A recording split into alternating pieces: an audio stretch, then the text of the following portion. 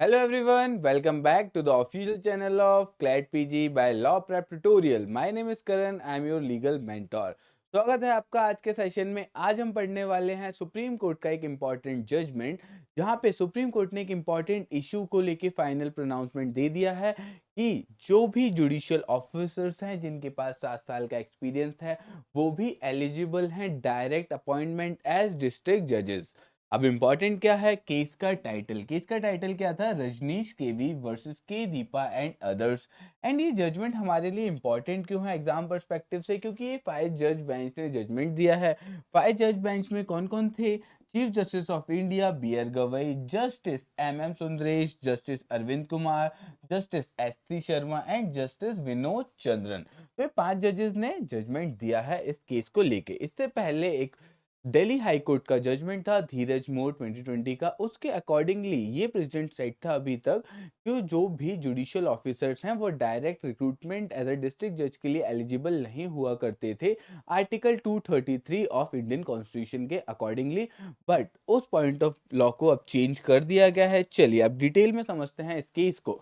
इस केस के फैक्ट्स क्या थे, बैकग्राउंड क्या था। यहाँ पे इश्यू हुआ है कि केरला हाई कोर्ट में ये केस गया कि जब रजनीश केवी का अपॉइंटमेंट एज ए डिस्ट्रिक्ट जज को चैलेंज किया गया। अब रजनीश केवी को अपॉइंट कर दिया जाता है एज डिस्ट्रिक्ट जज, पर जब ये प्रोसेस चल रही थी उनकी अपॉइंटमेंट के प्रोसेस के दौरान उससे पहले वो अपॉइंट हो जाते हैं जुडिशियल सर्विस में, जूनियर जुडिशियल सर्विस में एज मुंसिफ मजिस्ट्रेट। अब पॉइंट ऑफ क्वेश्चन ये उठा कि जब उनका सब्सिक्वेंट सिलेक्शन हुआ एज अ डिस्ट्रिक्ट जज position under direct recruitment quota, उसे चैलेंज कर दिया गया on the grounds that he was no longer a practising advocate at the time of appointment, and this depends relying heavily on the strict interpretation given in the case of Dheeraj More of 2020 in Delhi High Court. So यहाँ पे background क्या था कि application 7+ years का बार experience required होता है direct जज appointment के लिए।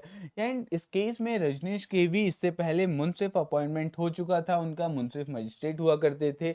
एंड इसी डायरेक्ट रिक्रूटमेंट को इस केस में चैलेंज किया गया है। इसके बाद पहले तो मैटर जाता है सुप्रीम कोर्ट की 3 जज बेंच के पास में, बट जब 3 जज बेंच ने इस केस को देखा तब उन्हें रिक्वायरमेंट फील हुई कि उन्हें एक रेफरेंस दी, एक matter goes to a larger bench to resolve the conflicting opinion given in the precedent regarding Article 233. Order of reference was given on August 12, 2024. A division bench of Supreme Court recognizing the gravity and widespread implication of the issue and noting the conflicting interpretation presented in the Dheeraj More and Shankar Narayan case कि इन दो cases में जो judgement थे वहां पे allow नहीं किया जा रहा था जो पर्सन जुडिशियल सर्विस में है या फिर इनके पास कंबाइंड एक्सपीरियंस को एक्सेप्टेबल नहीं माना जा रहा था for direct recruitment as district जज। अब इसमें एक्सटेंसिव लीगल रिप्रेजेंटेशन भी थे इस केस में, सपोर्टिंग में पिटिशनर्स के साइड से भी काफ़ी सारे फेमस एडवोकेट्स थे एंड रेस्पोंडेंट के साइड से अगेंस्ट में भी काफ़ी सारे एडवोकेट्स थे इस केस में। चलिए नेक्स्ट स्लाइड पे आते हैं। कॉन्स्टिट्यूशनल मैंडेट रिगार्डिंग डिस्ट्रिक्ट जजेस direct appointment under article 233। Article 233 appointment procedure क्या कहता है। अपॉइंटमेंट प्रोसीजर का law exactly appointments, posting, promotion of persons to be and posting and promotion of district जज in any state shall be made by the governor of the state in consultation with the high court exercising jurisdiction in relation to the state। अब eligibility criteria defined था article 233 clause 2 में। वो क्या कहता है eligibility criteria, a person not already in the service of the union और the state shall only be eligible to be appointed as district judge। तो यहाँ पे रिक्वायरमेंट थी कि जो भी पर्सन की एलिजिबिलिटी है उसमें पर्सन यूनियन या स्टेट के सर्विस में एग्जिस्टिंग नहीं होना चाहिए and if he has been for not less than 7 years an advocate or a pleader. तो यहाँ पे बात की गई है कि पर्सन एडवोकेट या प्लीडर होना चाहिए for not less than 7 years and वो यूनियन और स्टेट की सर्विस में नहीं होना चाहिए। बट एक पर्सन जो ऑलरेडी जुडिशियल ऑफिसर बन चुका है एंड उसकी अगर 7 साल का एक्सपीरियंस कंप्लीट हो चुका है as a judicial, as a civil जज और सीजेएम, तो क्या उन्हें एलिजिबल माना जाएगा। अब इसी इश्यू को लेके इससे पहले जजमेंट्स के अकॉर्डिंगली उन्हें अलाउ नहीं किया जाता था। अब इसमें दो इंटरप्रिटेशन निकल के आते हैं एंड वो जो कि कॉन्फ्लिक्टिंग ओपिनियन थे। Does the phrase not already in service strictly excluded all judicial officers from the direct recruitment quota, regardless of their prior experience at the bar? For example, a person है वो already 7 years की practice कर चुका है बार में, उसके बाद उसका अपॉइंटमेंट हो जाता है एज अ सिविल जज। तो ये जो प्रायर एक्सपीरियंस है 7 साल का, इसे काउंट किया जाएगा डायरेक्ट रिक्रूटमेंट के लिए या नहीं, एक इशू ये था। Second interpretation, is the requirement of 7 years as an advocate restricted to the continuous practice up to the date of appointment? कि जब अपॉइंटमेंट हो रहा है डायरेक्ट डिस्ट्रिक्ट जज के लिए, क्या उस टाइम पे कंटिन्यूस प्रैक्टिस की रिक्वायरमेंट होनी चाहिए या नहीं होनी चाहिए, या फिर क्यूमुलेटिव एक्सपीरियंस को भी काउंट किया जाएगा? सो ये दो इंटरप्रिटेशन कॉन्फ्लिक्टिंग ओपिनियंस थे इस सिचुएशन में, जिसे सुप्रीम कोर्ट ऑफ इंडिया की 5 जज बेंच ने रिजॉल्व किया है इस केस में। आगे देखते हैं हम, अब मेजर क्या इश्यूज थे सुप्रीम कोर्ट की बेंच के आगे। तो फर्स्ट इश्यू था eligibility of judicial officer. Is a judicial officer with 7 years prior bar experience is eligible for direct recruitment as a district जज or not? Secondly, the date of eligibility, is eligibility, क्या eligibility कब से determine की जाएगी, at the time of application से या फिर actual appointment से? कि जब आपका एक्चुअल अपॉइंटमेंट 1 जनवरी को हुआ है तो 1 जनवरी तक आपका एक्सपीरियंस काउंट किया जाएगा, या फिर जब आपने एप्लीकेशन फाइल की थी 30 नवंबर को, उस टाइम पीरियड तक आपका एक्सपीरियंस काउंट किया जाएगा? तो इस ये इश्यू को भी डिस्कस किया गया है इस केस में। Third issue, in service eligibility, जो आर्टिकल 233 क्लॉज 2 में प्रिस्क्राइब की गई थी eligibility standard for persons already in government service, क्या ये अलाउ किया जाएगा या नहीं किया जाएगा? इस इशू को भी डिस्कस किया गया है, आंसर किया गया है इस जजमेंट में। And fourth major issue in front of supreme court bench was combined experience. The person जिसका कंबाइंड एक्सपीरियंस है, for example as an advocate 4 साल and as a judicial officer 3 साल का, तो इस कंबाइंड एक्सपीरियंस को भी क्वालिफिकेशन में एलिजिबिलिटी में काउंट किया जाएगा या नहीं किया जाएगा? इस इशू को भी डिस्कस किया गया है इस केस में। इसके आगे देखते हैं कॉन्ट्रास्टिंग लीगल सबमिशंस। अब लीगल सबमिशंस हमें पढ़ने की जरूरत नहीं है कि पिटिशनर या रेस्पोंडेंट के साइड से क्या क्या आर्गुमेंट्स हुए थे इस केस में। इंपॉर्टेंट ये है कि फाइनली सुप्रीम कोर्ट ने जजमेंट क्या दिया है वो हमें याद रखना है, इश्यूज क्या थे, फैक्ट्स क्या थे, कॉन्स्टिट्यूशन बेंच है 5 जजेस की, एंड केस का टाइटल क्या था। ये 5 चीजें हमें याद रखनी है अपने एग्जाम पर्सपेक्टिव से।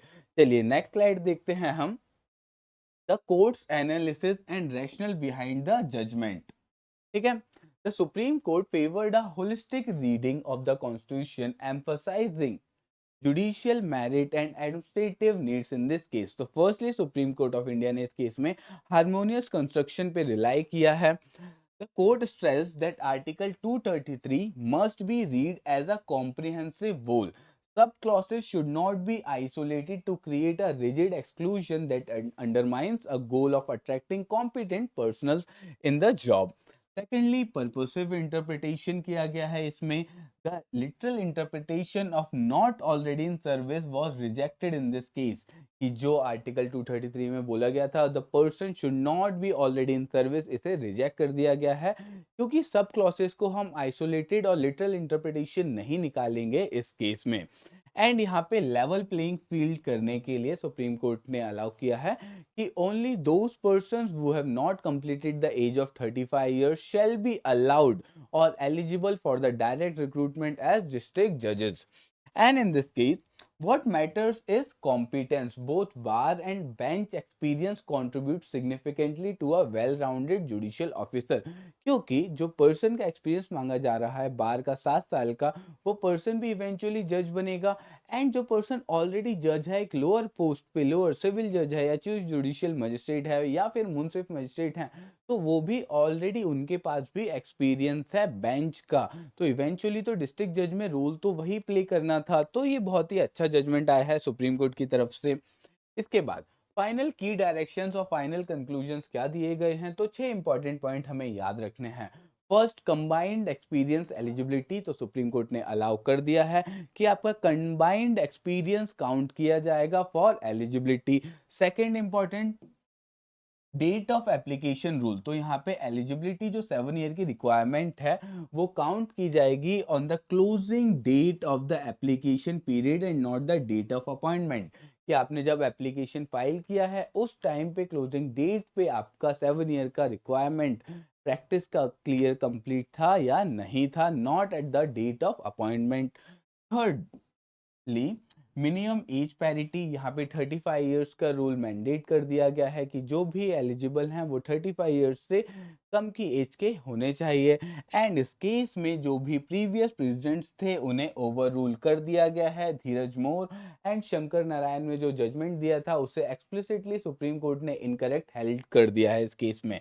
इसके बाद होता है प्रोस्पेक्टिव एप्लीकेशन, फिफ्थ जजमेंट जो आया है की फाइंडिंग्स इस केस में कि ये जो जजमेंट की फाइंडिंग्स हैं, इसके जो रूल्स दिए गए हैं, नए रूल्स आए हैं, उनका प्रोस्पेक्टिव एप्लीकेशन होगा ना कि रेट्रोस्पेक्टिव एप्लीकेशन की। अब से जो भी डिस्ट्रिक्ट जज के लिए अपॉइंटमेंट किए जाएंगे वो प्रोस्पेक्टिवली अप्लाई किया जाएगा, ओनली फ्यूचर।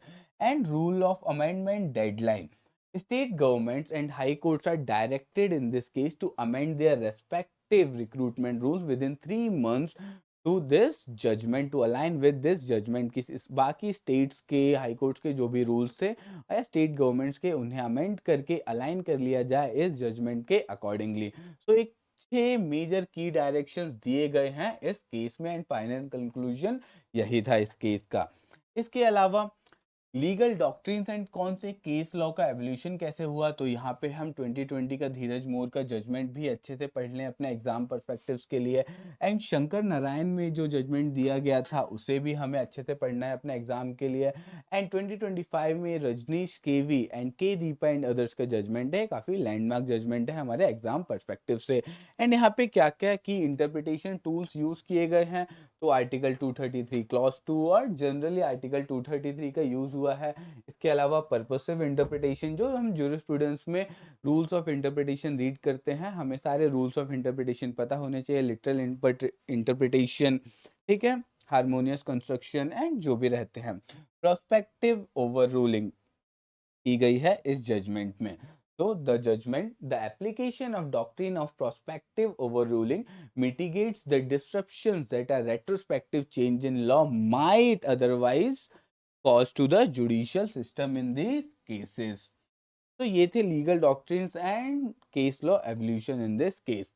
अब इस केस की इम्पोर्टेंस क्या है, यहाँ पे इस जजमेंट से अफेक्ट क्या होगा। सो इस केस से होने वाला क्या है, जो एलिजिबिलिटी पूल था जजेस का वो इंक्रीज हो जाएगा डिस्ट्रिक्ट जजेस रिक्रूटमेंट के लिए, कि जो प्रायर बार एक्सपीरियंस के अलावा जुडिशियल एक्सपीरियंस भी काउंट किया जाएगा एंड उन जजेस को भी अलाउ किया जाएगा सिचुएशन में।